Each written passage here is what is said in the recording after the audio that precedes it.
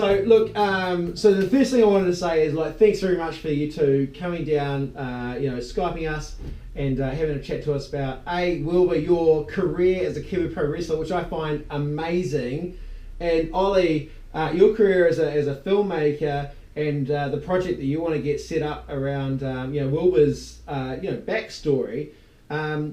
Maybe you guys could just sort of start us off with how did you guys meet? Well, regrettably, we met. Ollie was dating a theatre friend of mine, and she was having a party just up the road from my house, and it was a big hill. Okay, I was lazy then, lazy now.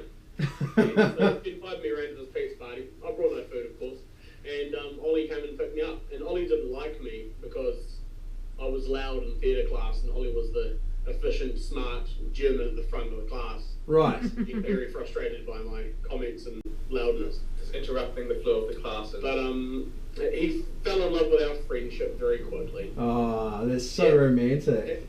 Well, sort of. Let's leave it at that. Yeah, that's how we met.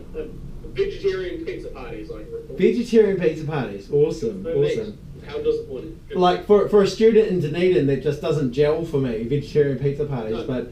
Theatre students, rather. Theatre students, yeah, right. So okay, so it makes a little bit of sense. So Wilbur, the thing that really that amazes me is that we have Kiwi pro wrestlers in New Zealand. Tell me how you became a Kiwi pro wrestler. Well, I always dreamed of it when I was a young kid, 10, 12, 13. Left out 11 then. And I remember seeing a news article saying there was a school in Wellington or Christchurch or Auckland when I was probably about 12, 13. And I wanted to do it and then forgot about it for years and didn't have Sky or anything. And then I went up to Wellington to do a play with Scott Ransom and Jerry Jaffe, good friends of mine, the director. And while I was up there, I met this guy, Jeff, who was called Inferno, one of our heels. And he took me to the training room and I met all the people and told them I was into acting and stuff. And then I moved up there a year later and I went to a couple of trainings and I told them that I did acting and stuff, and Gary heard that I did acting, and they were doing a pilot for the first TV show we had, which was called Off the Ropes, and they were doing a pilot, a couple of film matches where they needed commentary, and they had Blair Rhodes. He was the... I remember Blair. He was commentating, talking like well into it. Like last match I saw you play, I think he was still commentating. Yeah, no, he's always been there. I think he's been doing it since the early 2000s. And so, but they needed a colour commentator, so I went in there when I had the flu, and I dressed up all colourful and Jesse the Ventura styles, and we just watched a couple matches twice and just did some silly commentary over it, and then I became the commentator, and that's how it started, really. So you went from being commentator to being the king, is that right? Yeah. I went. My first wrestling character was just Wilburforce, and he was just like a big monstrous kind of beast, and I was just loud, and I'd go and stuff like that all the time. Yeah. And I was a bit sick of just having no character, and so the boys gave me a good word, and I told the boss that I had like a big Henry VIII robe, and I thought, well, just like Henry VIII, I eat too much, I drink too much, but unlike him, I don't fornicate with plenty of women, but I thought maybe that and so I became this just big monstrous kind of me times 1,000, plus with some terrible Shakespearean styles in there. With some royalty added into the mix. Yeah. And so how many years were you wrestling for? Well, I think I had my first match in the late 2009 or early 2010. Yeah. And then the last match I had was probably late 2012. So I mean, I've probably only had about no more than 10, 12 matches. So I'm still very, very green. Right. But you only have a match every 3 months or every 4 months. And now that the last KPW show was probably 2 years ago, to be honest. So I kind of left at the right time. Was that at Wellington Polytech? Was that with when the Bushwhackers came? Yeah, that probably was the last show actually. Oh, so I was there. I saw you fight or perform at Wellington. It's either Wellington High or Wellington Polytech. I can't remember which one it is. It was Wellington High, and Luke from the Bushwhackers was it Luke? Well, Luke was there. Luke from the Bushwhackers was there, like a famous New Zealand That's awesome. institution. Yeah. He was there signing shit and fighting, like performing with you guys. Incredible. Like, it was a leg and stuff. And I mean, he probably had a 30-minute match, and I reckon about 10 minutes of it was wrestling. The rest of it was Yeah. just crowd work. But you get to that age, and that's what you can do. So I was quite amazed. It was quite great to meet him, and so that was one of the last shows. But it was a pretty good last show to kind of finish up on. I guess I can't even remember my match, to be honest. It's pretty shocking. It was pretty good. I believe it was against a couple, like a Pacific Island team, a tag team match against the Flying Samoans or something like that. Yeah, no, they were great. They were great. Especially Willie was awesome. And I remember one match I had with them, and Jay Diamond. So it was Jay Diamond, Fetty the Māori Warrior. Yeah, that's right. Jay Diamond comes in and drop kicks my knee, and I'm supposed to have no weight on it and fall to the ground in writhing pain. But he actually got me right inside of the knee. I thought he just popped it, and I was in so much pain. I was on the ground just going, ugh. And then Fetty comes down and goes, "Oh, Will, strike, bro. Come on, bro, get up." And just like picked me up, and I knocked him down, and then tagged out. And as soon as I tagged out, Mike Ryan got in, and then he bunged his knee. So the rest of the like one knee, and it was horrible. But it was So your tag team was basically working on one knee each. Yeah, one-legged man. Two legs together. They got it. Awesome. Nice. So obviously, like it's not going to be a biggest market in the US. Clearly, it's pretty crazy that we've got a market at all in terms of Kiwi Pro wrestlers. What was it like being you're doing it for the love of it? Like it's not a lucrative sort of career type thing. I mean, you get paid. We were getting paid $20, right? And often we'd have to take time off work. So I mean, I would have done it if I had to pay $20. Right. So you're doing it for the love and for the enjoyment and the theatre and the spectacle. Yeah, I mean, I've done probably over 20 plays in my time, probably over 30, and I never got a buzz anything similar to wrestling with plays. I mean, wrestling is just, you're ripping kids' signs up, having a match and then cheating and then everyone knowing it, apart from the ref, and having the kids just furious at you. It's just an amazing, vindictive feeling, and I always miss that. Hey, one of the things that I do remember, because it wasn't just the Wellington match I went and saw, I've seen like several of the Kiwi Pro wrestling matches over the years. I mean, you guys were at, Armageddon, at the TSB Centre, on a regular basis you guys were there, so I watched all those matches, and the one thing that seems to always come through is around the kids. The kids love it. Like there's 8 and 12-year-olds there. Like there's heaps of young kids. Like, how was that for you as a performer? How did you interact with the fans? Oh, it was brilliant. I mean, the Armageddon shows are done by IPW, who are the IPW. Sorry, yeah. So get your facts straight. Sorry, mate. But it was just awesome. I kind of, on hindsight, looking back, wish there was drinking allowed, because I think they would have got a lot more adults around. But wrestling in front of 100 or 200 kids, just going AWOL was just brilliant, because they're so easy to work with. They just believe anything and then yell at you whenever they want. It's kind of, maybe they're at home, they're quite suppressed in regards to yelling and screaming, right? Yeah, right. But when they come to a wrestling match once every 3 months, they just go mental. And I'll always remember that. And you remember the burns they gave you. My favourite burn was one little bastard. He goes, "Hey, Burger King!" That's the best insult. And, I had no comeback. I was just like, I looked at him and I was like, I just got vetted by an 8-year-old. Yeah. Yeah, absolutely. And so, how easy is it for kids or young people to get into wrestling today? Like you watch the WWE or whatever, but is there a place for people to get involved? Yeah, well, you mean actively, like want to become a wrestler kind of thing? Yeah, or even just like people like yourself who just like want to get involved in it. Is there still a place out there for them? Yeah, I think there's definitely still trainings going on in Wellington. There'll definitely be trainings going up to Auckland. I think in Whanganui, Lazarus Bolt's got a little training group there, and maybe $10, $20 every Sunday, go along for a couple hours training. there's probably a few bunch of douchebags in Christchurch jumping on mattresses who claim to train. And I think there's still plenty of coverage on telly. It's just, it changes wrestling, you know, when it's popular, like, it has its down points, you know. Right. It's like, you know, skateboarding or anything. Some things just are right for the moment. And, Why is Christchurch? Why are they douchebags? Bloody skinheads in Christchurch, you know, so you wouldn't want to have a match in Christchurch, or there'll be an earthquake, or you get beaten up by some skinners, you know. Right. Right. That was a bit insensitive, but it's my whole film. So Wilbur, did you follow WWF in the 80s and 90s?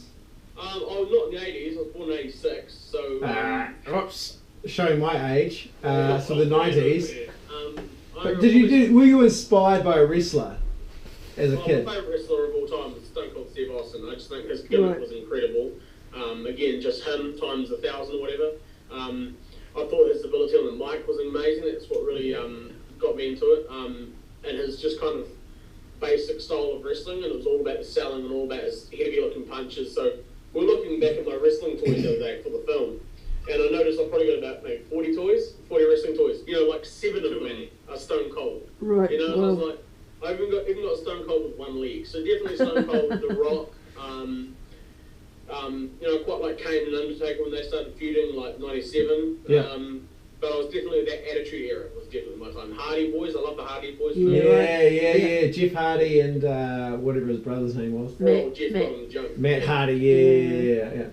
Ollie, what about you? Did you grow up with wrestling sort of as a feature of your childhood?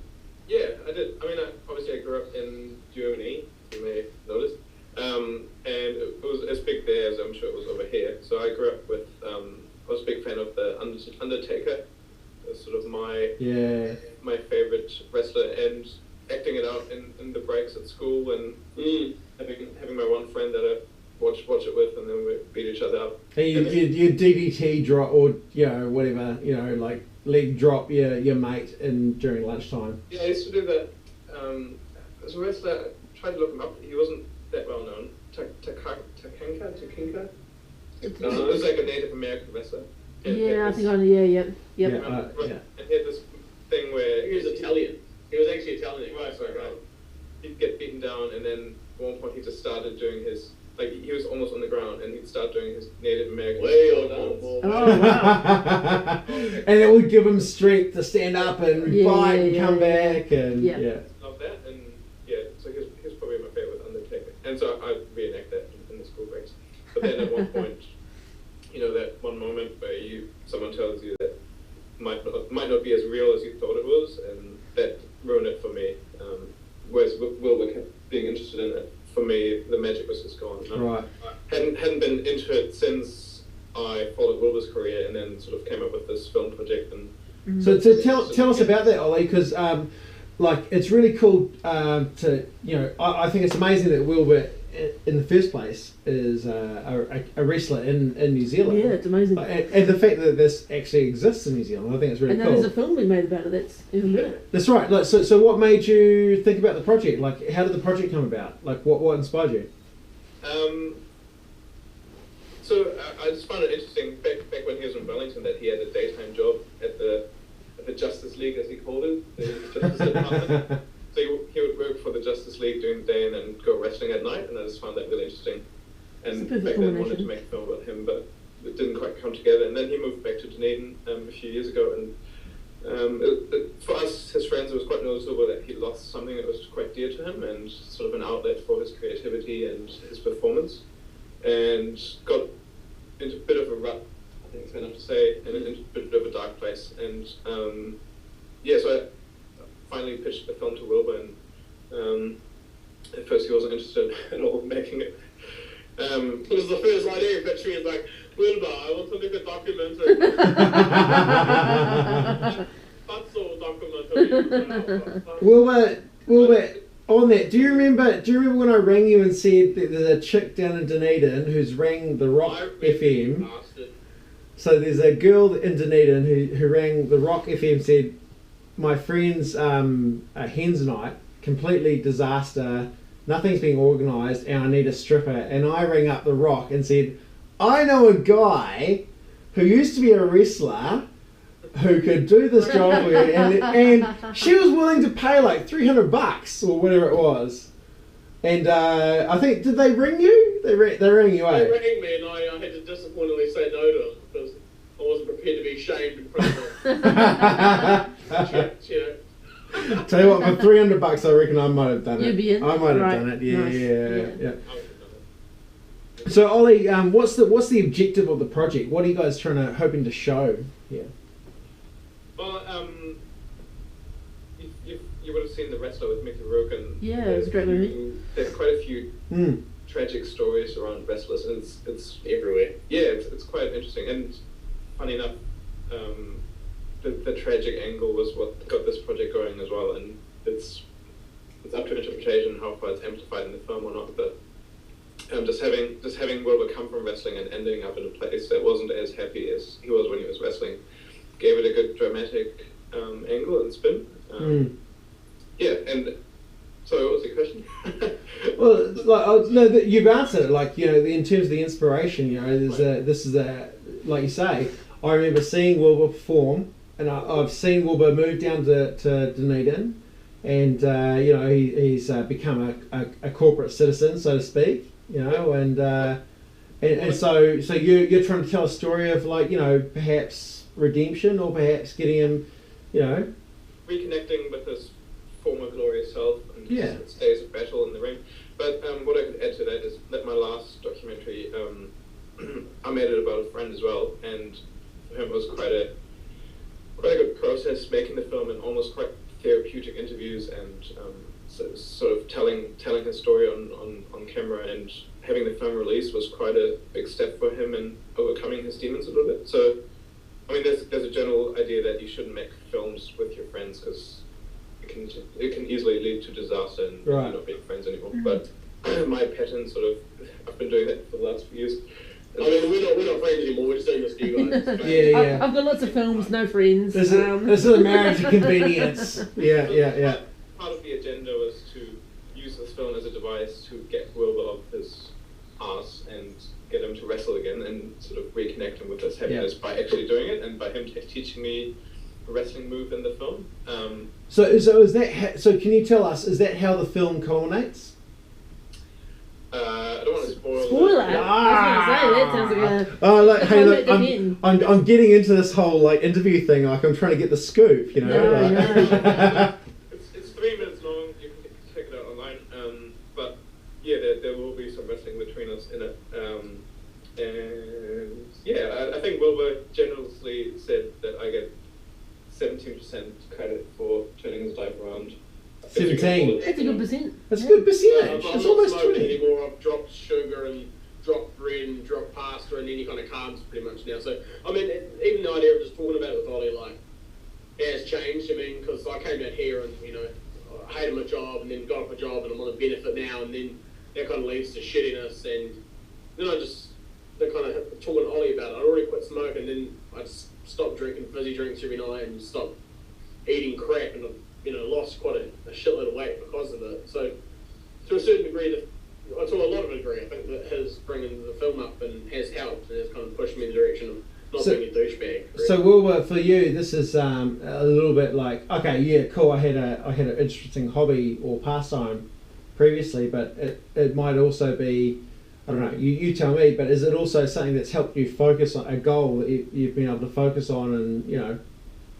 Yeah, I think so. I think the film's helped, and just having Ollie Banks helped, and just kind of having him be an a-hole to me about, you know, being unhealthy, that kind of helped. And then I think all my friends as well, and I also met this bird, and I was really attracted to her, and I thought she was awesome, and I was like, oh shit, light bulb moment, I want to get laid, you know?